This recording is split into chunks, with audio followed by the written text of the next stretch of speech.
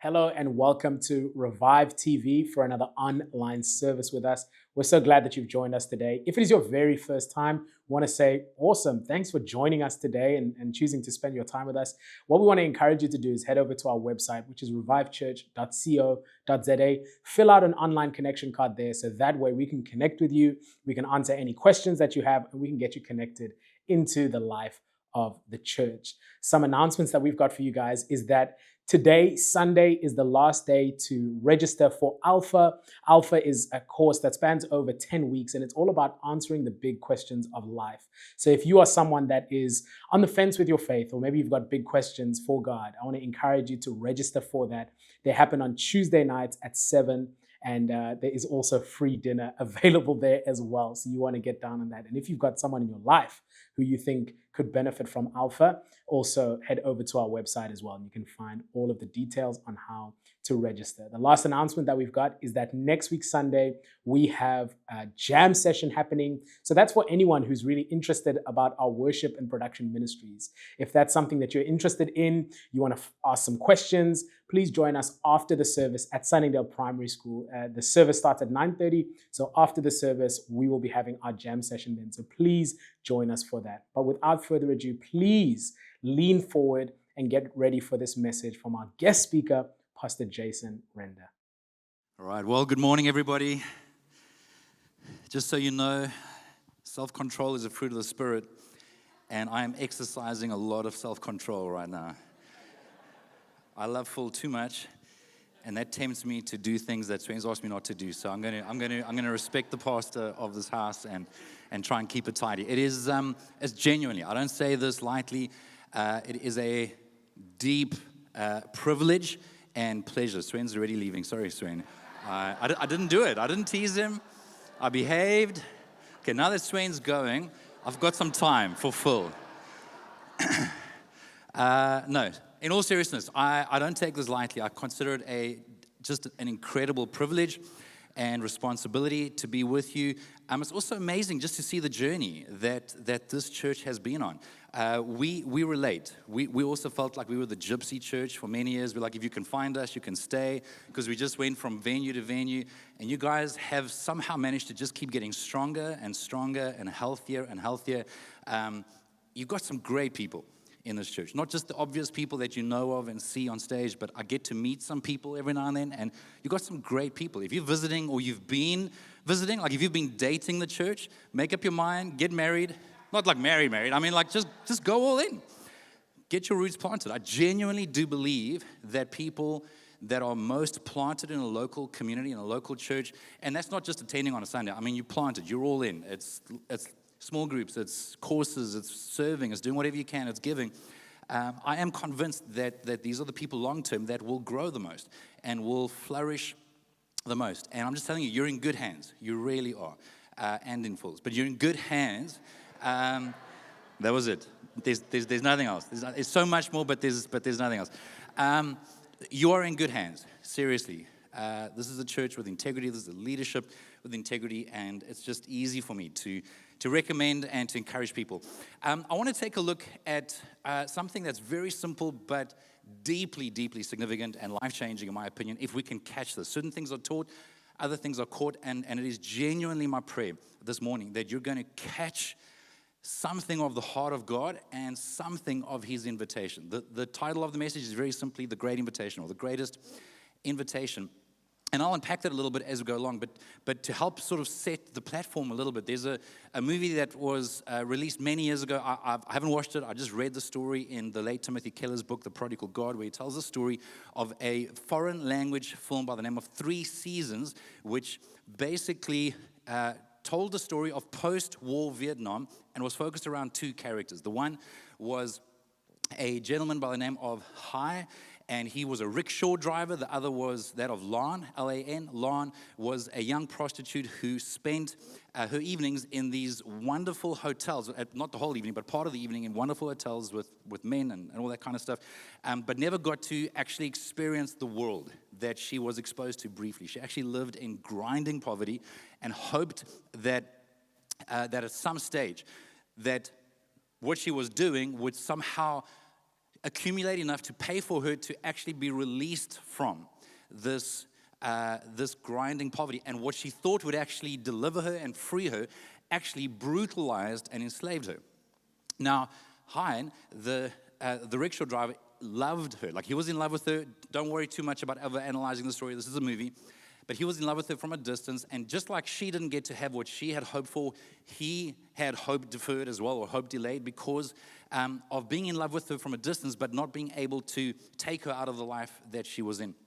And at some stage, he enters a rickshaw race, wins it, and gets some great prize money, and lands up paying to take Lan to a hotel for the evening. And to everyone's surprise, instead of doing what people would think that he would do, he just wants her to be able to enjoy one evening in a hotel room, which she's never been able to do before, without using her, without abusing her, just to let her actually experience the taste of this world that she's been exposed to briefly. And at first, as you can imagine, she's very skeptical. What is he trying to do? What's the agenda? When's the other shoe going to drop, right? Some of us, we can relate to that. Like when someone's been kind, we're like, what's the angle? And it starts to undo her over time when she realizes that he actually has no agenda. He's not trying to manipulate or control her. And this love for her is completely unsettling, to the point that she can't actually continue in that life any longer. Now, as much as this might sound like quite a dramatic storyline, I have a friend whose parents very much, this is their story decades ago. And they landed up getting together, then got saved, which means they allowed God to reveal himself to them. And to this day, decades later, they are passionate lovers of Jesus and followers of Jesus. Like, it's not just a dramatic story. Like, this actually does happen. But the point that I'm trying to make in the story is that love changes us. When we actually allow ourselves to be loved, and a lot of the time it's a case of actually allowing ourselves to be loved. When it relates to God, I think that there are so many of us that struggle with the idea of actually allowing God to love us more. When we allow God to love us, it does something. So often we're stuck in the things that we thought would bring us freedom, and actually, in many cases, we're being brutalized and enslaved by those things. And I think God would invite us and say, if you will just allow me to love you. Brennan Manning, an author and a Christian author, passed away some time back. He battled alcohol addiction all of his life. Made a comment about how he thinks that, now I'm not saying this is theologically correct. I'm just telling you this was his opinion. And it has stuck with me for a few years. He had this overwhelming sense, because of guilt, shame, wrestling over all this stuff all of his life, that one day, when he got to be in the presence of God, like he had this sinking sense of God to say, why wouldn't you allow me to love you more? Why wouldn't you allow me to love you more? I want to suggest that allowing God to love us changes something. Yes, there is fear that people, we get worried. Will people abuse that love? Will people take it for granted? Will people think that gives us license to do whatever we want? And I get that. I understand that concern. But I would argue that you cannot be loved by God and stay the same. You cannot actually expose yourself to the love of God truly. So someone who misunderstands grace and wants to abuse grace to carry on doing whatever they want, I would argue that you haven't experienced the grace of God. At least not the life-changing. Like, you haven't received the life-changing grace of God. It changes us. It does something to us. I think that the great invitation, the greatest invitation, is simply this: to order our lives around receiving God's love, responding to God's love, and reflecting God's love. I think that everything that we focus on as far as discipleship, mission, service, giving, generosity, just formation, maturity, relationships, everything can fall under receiving the love of God, responding to the love of God, and reflecting the love of God. Some of you might be aware of the fact that the word that is used for salvation or saved in the Bible, in the New Testament, is the same word. So when the word is used as in you can believe and be saved, or if you will follow Jesus, you will be saved. So it makes reference to the sense of being set free, being rescued, being saved into a relationship with God. That same word is in the original Greek is also used in many cases when the context is that of someone being healed, someone being made whole. In other words, salvation is not just a one and done thing. It's not just you're set free. Maybe this Easter something shifted for you and you responded for the first time to a relationship with God. I want to encourage you that is literally the best decision that you can ever make. But I want to also remind you that is the beginning, is not the end of the story. Salvation is something that sets us free spiritually. There's a brand new birth. We're a new creation. The old is gone. The new has come. Our sins are removed from us. As far as the east is from the west, the Old Testament says. But it doesn't end there. He continues to bring us to healing and increase wholeness. In fact, if you read Matthew 4, verse 23, I think it's 9, verse 31, and then 10, verse 1. It's the only time in the New Testament that a particular word is used that is different to the word that is generally being used when it refers to people being healed of sicknesses, illnesses, diseases, etc. In this particular context, don't do it now. The Lord is watching. But if you want to at some stage, go and take a look at these passages and you'll see, depending on the English translation that you're using, that it will use language like Jesus went around preaching and teaching and healing everyone of their illnesses and diseases. Now, I don't know about you. When I first noticed that, I was like, so he's healing you of your sickness and your sickness, your flu and your flu, your epilepsy and your epilepsy. And my personality gets a little bit distracted, maybe a little bit obsessive compulsive. Anyway, I literally read every commentary I could find. And what I came away with is a deeper conviction than ever before that he heals us, wants to heal us of every physical ailment, illness, etc., but also every dis-ease, psychological, emotional, relational. He is a holistic God. He loves the whole person. This isn't just a get out of hell free ticket. This is so much more than that. The great invitation is life-changing. But I think that way too often, just in my limited exposure, way too often, it is so easy for us to respond to one dimension of the invitation. One dimension of discipleship, formation, whatever you want to call it, apprenticeship to Jesus. And this is not a salvation issue or a salvation question or a relationship with God question or an eternal security question. This is a fullness of life question. So you'll notice that I spoke about receiving the love of God, responding to the love of God, and reflecting the love of God. I want to argue that it's similar to, if you look at it, and I'm not a sailor. I'm so sorry if there's sailors here and I'm getting this wrong, but from what I can see, if you're putting a sail up on a boat, it's normally kind of in a type of a triangular, shape where it is being connected in 3 different areas, right? Any sailors out there? Okay. Is that right? Vaguely?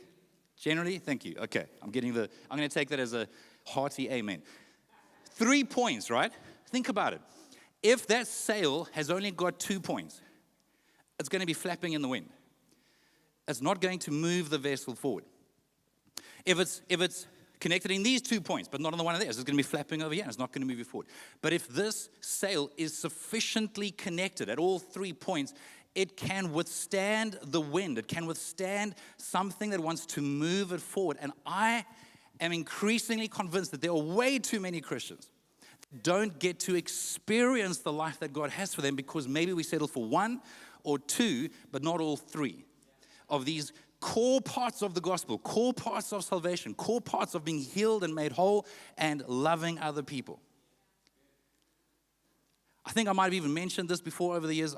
Forgive me if I have, but a lot of people would use language. We've adopted this as a church, where it's very similar to, it's exactly the same as what I've just described, but we use language that says that we want to order our lives around being with Jesus, becoming like Jesus, and doing what Jesus would do. That is not unique to a church. That's just language that has been chosen to summarize what I think the gospel is, to summarize what it means. Jesus said everything is summed up in loving God and loving people. everything. Hope no one else has spat on this because I'm putting it right. Everything. Everything is summed up in loving God, loving people. Receiving His love, responding to His love, reflecting His love. Being with Jesus, that's devotional. Becoming like Jesus, that is formational or discipleship. Doing what Jesus did or what Jesus would do if He were me, that's missional. And I do want to emphasize it. That is doing what Jesus would do if He were me.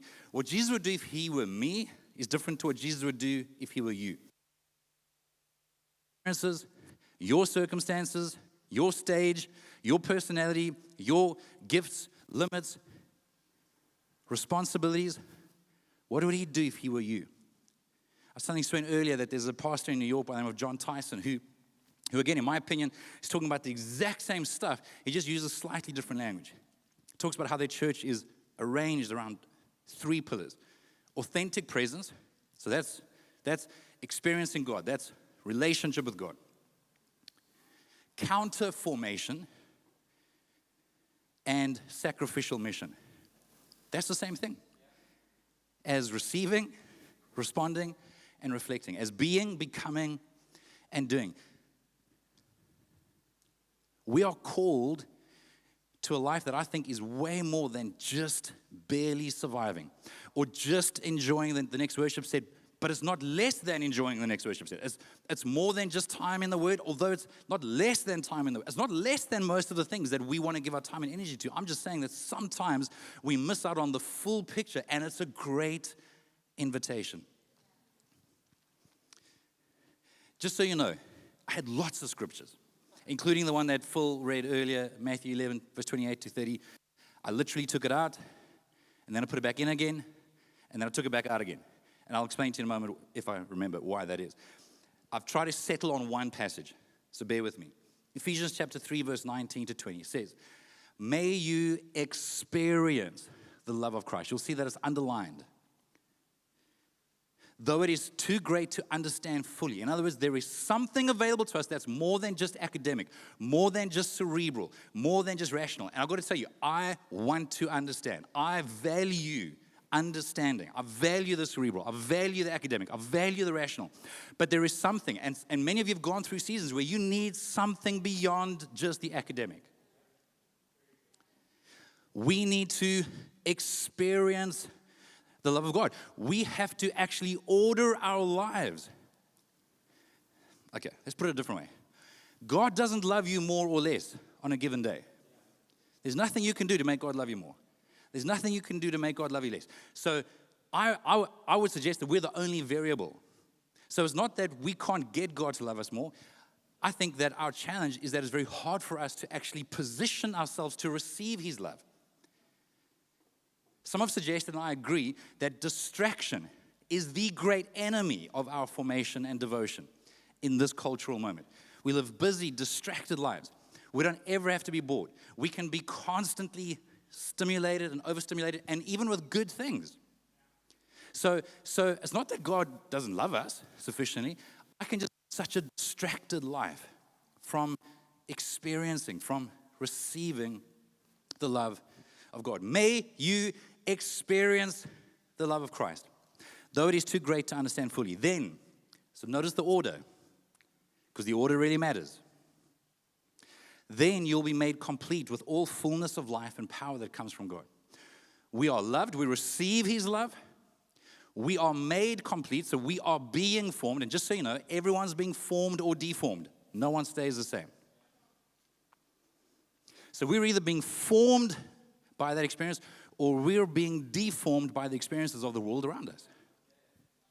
Then you'll be made complete with all the fullness of life and power that comes from God. Now, all glory to God. Notice the order. Who is able, through His mighty power at work within us, to accomplish infinitely more than we might ask or imagine. Or the NIV says immeasurably more. The New King James says exceedingly, abundantly more than we might ever ask or imagine. Glory to Him in the church and in Christ Jesus through all generations forever and ever.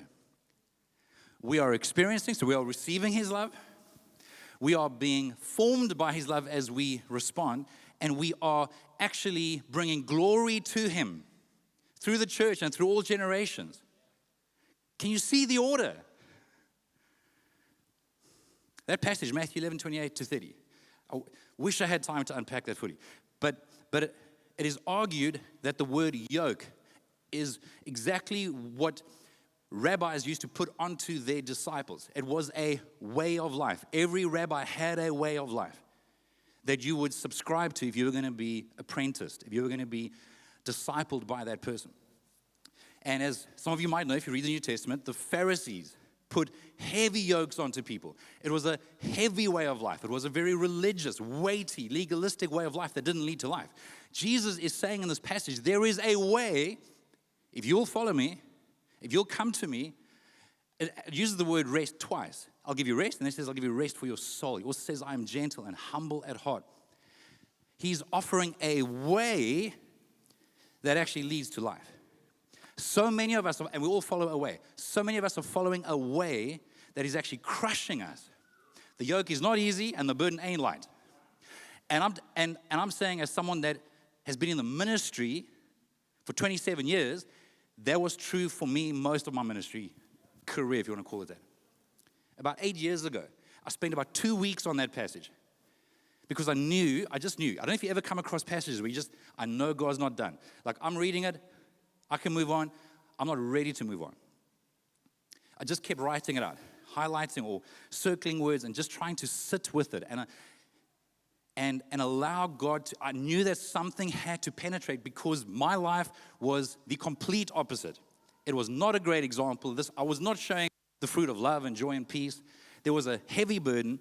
There was a really difficult, weighty yoke. And I felt like God was inviting me to something else. And it wasn't just a quick fix. It wasn't just the right prayer, just the right person, just the laying of hands. There's a place for that. What I'm talking about is an invitation towards a journey. And it takes patience. It's a slow work. Eugene Peterson calls it a long obedience in the same direction. None of us want to hear about slow. But actually growing in our relationship with God, there is almost nothing about it that's efficient. I can see some of you like, that's bad news. I didn't come here for that. No, I'm telling you. Why do so many people become disillusioned in their relationship with God? Because they're illusioned to begin with. We're hoping everything's just going to get sorted out just like that. Now, some things get sorted out just like that. But not everything. God actually wants to grow us. It is a great invitation. And I want to emphasize that it's an invitation. There's no domination and there's no manipulation. Morality, when it comes to Jesus, morality is commanded. Maturity is invited. And that's why you can be a Christian for 20 years and still be a 1-year-old Christian 20 times over. You can be a Christian for 40 years and still be a 1-year-old Christian 40 years over. If you're still just as easy to offend, if you're still just as snoop with your time, your money, your energy, if you still find it just as hard to forgive as what you did 20 years ago, I'm not trying to offend. I promise you I'm not trying to offend you. I'm trying to make you aware that God's inviting you to something more, to receive His love, to respond to His love, to reflect His love. Very quickly, allow me just to unpack those 3 ideas under the terminology of being with Jesus, becoming like Jesus, doing what Jesus would do. As we refer to being with Jesus, that is about us receiving His love. And I want to point out to you that there is a way to pray that helps order our lives around us. And I want to suggest that around this area, so on the relational side, on the devotional side, that it's all about relationship. It's all about presence. It's being present to God. And what I realized 9 years ago, slowly but surely, was that so much of my relationship with God, so much of my prayer life was all about being utilitarian. It was the work of prayer. It was intercession, petition. There's nothing wrong with that. It's not less than that. It's just that there's so much more available. And I started realizing that if my kids viewed me in the same way that I viewed God, if they would only spend time with me in the same way that I felt I had to spend time with God, and if they would be judging themselves and feeling like a failure and feeling unloved if they didn't pray hard enough, long enough, talk enough, convince me enough, impress me enough, I'm like, do you think I'm a monster? And I had to start changing the way I spend time with God. And it's not either or. Again, remember, we're talking about all 3. It's not either or. But for example, this week, there's some stuff that we're dealing with. There's some stuff that's distracting. There's some stuff that's causing pain and grief. And I'm still sticking to my Bible reading plan. And I'm praying for people and praying for the needs that have arisen because of a crisis. But I'm also painfully aware that I need slowed down time with God. That is just, God, I just need to be present with you. God, I'm so grateful that you love me. Sometimes I'll think through the fruits of the Spirit, because that is, you want to look at the character of God, the nature of God. He is love. He is peace. He is patience. He is kindness. He is gentleness, faithfulness, goodness. Goodness speaks of integrity. He doesn't change. He's the same yesterday, today, and forever. So I'm still praying. I'm still interceding and praying prayers of petition that I need to. I'm still reading through the Bible in a year, but I'm also slowing down and reflecting on Psalm 23. You are my shepherd. I have all that I need. You are my shepherd. I have all that I need.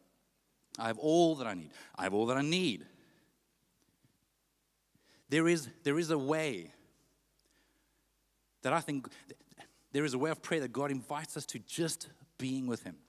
This might sound a little bit cheesy, but it has been a great reference point for me. This idea of slowing down to look at God, looking at you with love. To look at God, looking at you with love. To look at God, looking at you with love. I'd be curious to know what the average person sitting here would be thinking if you think of how God looks at you. I'm guessing that the overwhelming consensus is not going to be He's looking at me with love.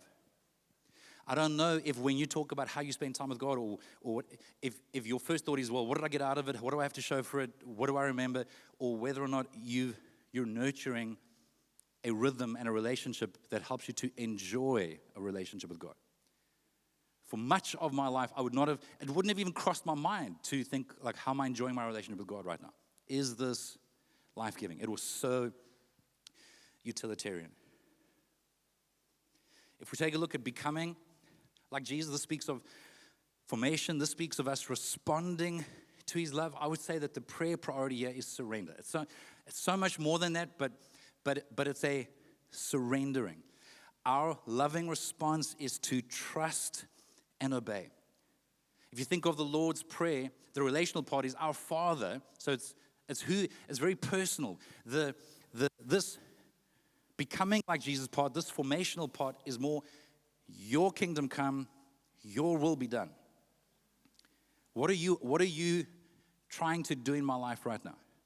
What are you trying to form? It's about our character.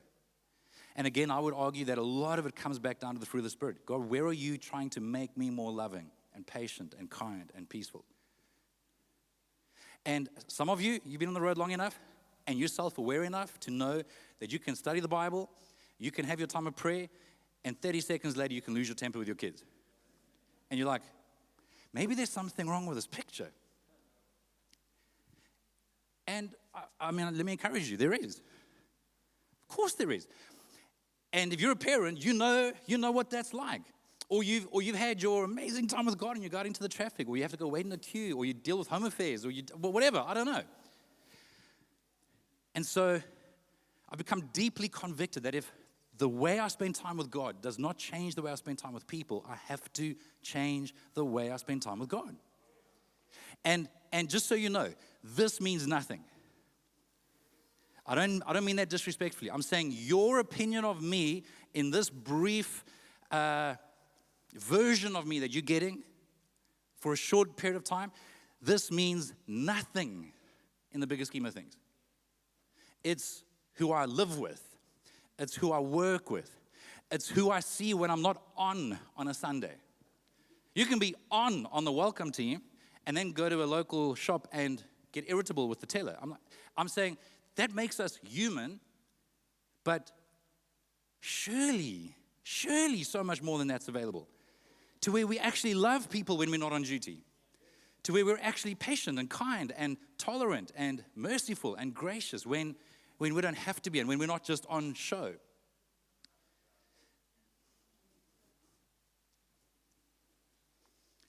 Some have spoken about what is called the prayer of examen. These are some ancient traditional terms for many of us that have grown up in our type of church. Like, it's just pray. But it's helped me to kind of differentiate some of the types of prayer. So, for example, Psalm 139, verse 23 and 24, we bring prayer of examen.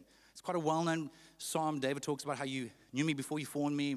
How can I get away from your presence? The days of my life are written before you. But he ends the psalm off. The last 4 lines, 2 verses, saying, search me and know my heart. Test me and know my anxious thoughts. Point out anything in me that offends you. Sometimes I'll add that I can cope with. And then lead me on the path of everlasting life. That's a prayer of examine. That is God, examine me. Now, if we're not securing God's love, we're not going to want to ask, we're not going to want to pray that prayer. But if we're securing God's love, we're like, God, I want to be healthy, I want to be free. We're going to want to pray that. Another practical way of doing that is at the end of your day, just maybe on your way home, or maybe just before you, or as you switch your lights off and just before you fall asleep at night, just maybe thinking through a few simple questions. God, where was I aware of your presence today? Secondly, where might I have missed your presence today? And again, there's no condemnation.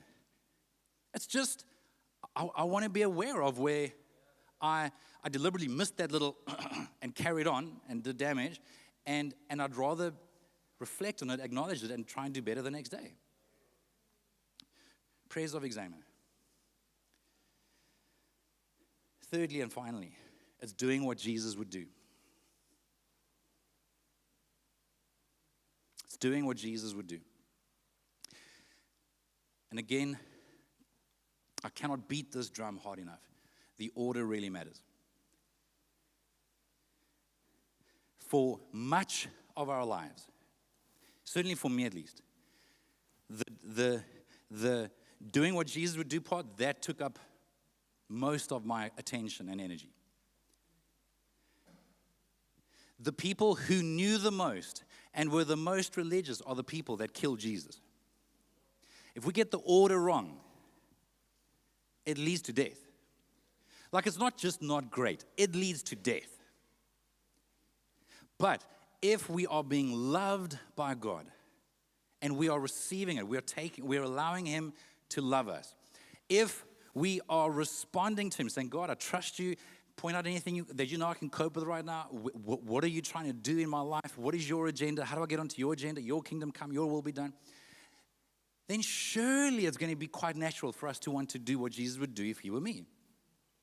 I'm not going to compare it to Brady and Andrew. I'm not going to compare it to Sven and Lara. I'm not going to compare it to Phil. I'm not going to compare it to someone in a different stage of life with different gifts or limits. What would you do if you were me? My life, my age, my stage. It is reflecting the love of God. The prayer priority there, I would say, is partnership. Where this is where petition and intercession comes into it, where we're thinking about the mission. God, what are you busy doing? How do I get on board with you? How do I get on board with your agenda for today? And it is summed up in this idea that we are loved into loving others.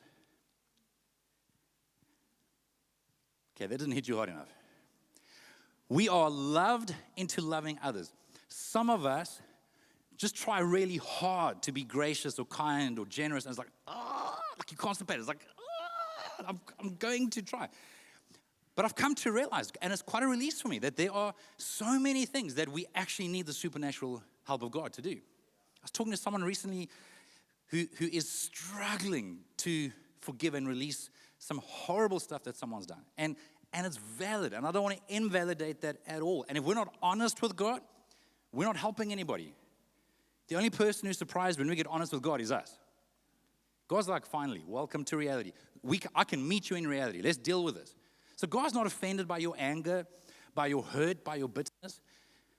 And some of it we can explain away. Some of it we can, there were some mitigating circumstances, there were some triggers, etc. But then there's other stuff where it is supernatural. To be truly generous with little strings attached, it's supernatural. It is because we have received His love, we've responded to His love, and so it's actually becoming fairly natural to reflect His love. In fact, Richard Foster, in his book from decades ago, Celebration of Discipline, said that there is a way to live your life. There's a way to follow Jesus where it's not hard anymore to be loving and patient and kind. He says that there's a way to order your life to a point that actually it'll be hard to not be loving and peaceful and joyful and kind. We don't just fake it. There is a way, there is an invitation to being with Jesus, becoming like Jesus, so that we can do what Jesus would do. And yes, it is a journey. And yes, it takes time. And yes, you fail. And yes, it is a circuitous route. I wish I could tell you that it was all just up and to the right and that it would just be easy. It's not. It is a slow work. It requires perseverance. Have you guys gone for a hike up Lion's Head from the bottom to the top? Okay. Wonderful, wonderful. So you probably recall the fact that after, depending on how fit you are, and those of you that are fit, stop it, not bragging. Just be gracious. But some of you know that after a little while, you get to a point, you've walked up the incline, you now have this beautiful view of Table Mountain on the left-hand side, you look down below and you can see Clifton, Camps Bay, etc., right? You know what I'm talking about, 12 apostles. Then, again, depending on how fit you are, and we don't like that are super fit, but depending on how fit you are, maybe half an hour later or 20 minutes later, and you keep putting effort in, whether you're running up or walking up, you're putting in effort, and you get back to the same view. Table Mountain, 12 apostles, Clifton, Camps Bay. Now, if you didn't know what was going on, you'd be like, wait, this is weird. This is deja vu. But because we know that we are moving up a circuitous route to get to the top, you're not discouraged by the fact that you're seeing something familiar. You're actually seeing something familiar from a slightly elevated position. And so, yes, you're still going to deal with a temper, with greed, with lust, with selfish ambition, with whatever. But it's possible if we will persevere with the journey, if we'll keep responding to the invitations, to be with Jesus, to become like Jesus, to do what Jesus would do, that you're making progress up this circuitous route. Does this make sense? And I've got one last word. For those of you that find it hard to trust God, you're in way better company than you realize, by the way. I know in a church gathering like this, it can look like it's just easy for everybody to trust God. It's not. They're faking it, okay? At least some of them. It is a journey. We learn to trust. Nowhere has this become clearer to me than in our relationship with our oldest daughter. We began a relationship with her when she was about 13 years old. She moved in with us permanently. We tried to adopt her at the age of 16. We were the first people to ever say to her, to ever utter the words, I love you, to her, right? So think about what you're missing out on in terms of your formative years. So do you think it's easy to trust and to love and to be loved when you've never actually been loved, when you've only ever been mistreated? The easy answer is no. This isn't a trick question. The answer is no. So in my opinion, my wife, myself, our family, we did a lot to put actions to those words. We would tell her we love her. We moved home. We try to do everything we can, right? Education, in our will, Mish, we love you, full stop. There's not, we don't know what else we can do. She's now actually 29. She's been living in Joburg for about 1.5 years, 2 years. So anytime I'm up there, we make a plan to get together for dinner, etc., etc. Towards the end of last year, I'm having supper with her. And at the end, as per normal, Mish, love you so much, so great hang out with you, give her a hug. She looks at me and she says, now bear in mind, she's about to turn 29 at this stage. Yeah, I think I believe you now. Think about that. Think about that. Now, I contrast that with our youngest daughter, who we fostered from 8 weeks or 10 weeks until she turned 8 years old. She had no problem trusting us and abusing us and demanding things that normal kids would do. Still. I mean, we were on a video call with her last night, also living in Joburg now. She's 16, turning 17 later this year. She's got no sock whatsoever. No problem to tell us whatever she wants, to express stuff to us. We're dad, we're mom. But it's because she had the foundation.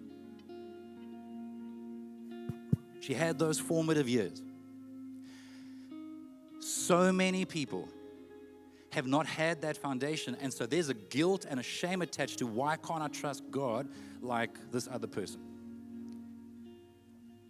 For Sue, my favorite wife, she was here, I think, a few months ago. For many years, I mean, Sue only began a relationship with God at the age of 24.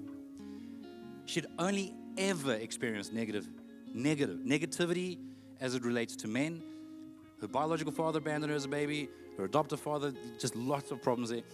So for her, for many, many, many years, the idea of God as her father was not it wasn't a helpful symbol. And it took her time. I'm just trying to encourage you if it's taking time.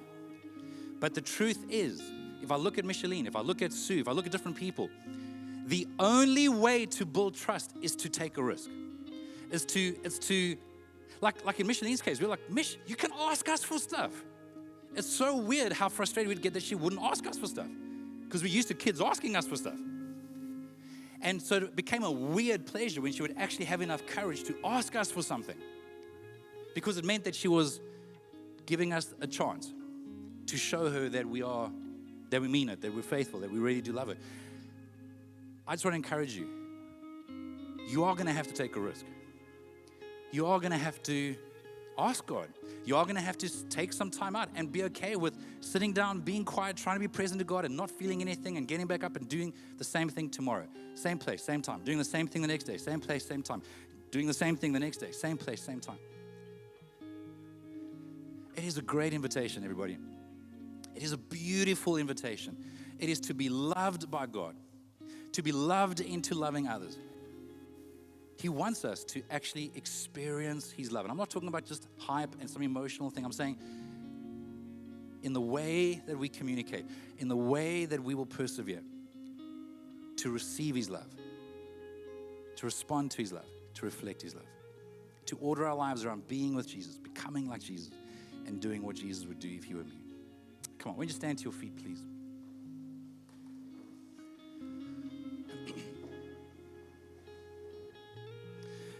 Father, in this moment, I just ask that you would help each one of us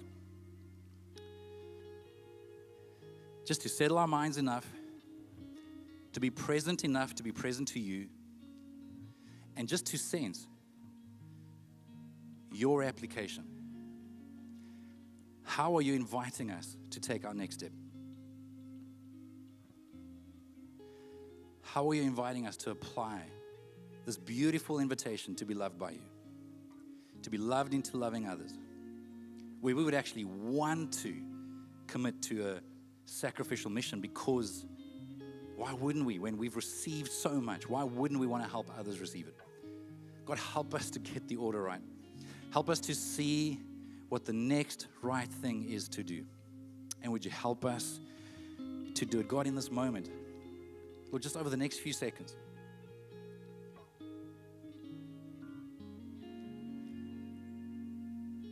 God, please would you help people to look at you, looking at them with love. Please would you give people a sense that the look in your eyes is not one of shame and condemnation. It's not one of disgust. It's one of love. And help us to respond. Help us to do the next right thing. In Jesus' name I pray. Amen. Wow, what a treat to have Pastor Jason with us, and hopefully you were impacted by that message today. And if you really think that anyone else can benefit from this, I want to encourage you to send the link on to your friends and to your family as well, so that they can also benefit from the message. But what we want to end off and do is we want to end off by worshiping God with our giving. We always call it worship because it is giving out of a response of a revelation of who God is. It's never been about amounts, but it's always been about a willing heart. And so if you would like to give with us today at Revive Church, I want to invite you over to our website, which is revivechurch.co.za. You'll get all of the details on how you can give with us today. But that's the end of our service today. We can't wait to see you same time, same place next week. Again, if you've got any questions, if you are new, head over to our website and fill out a connection card. We want to connect with you. Cheers.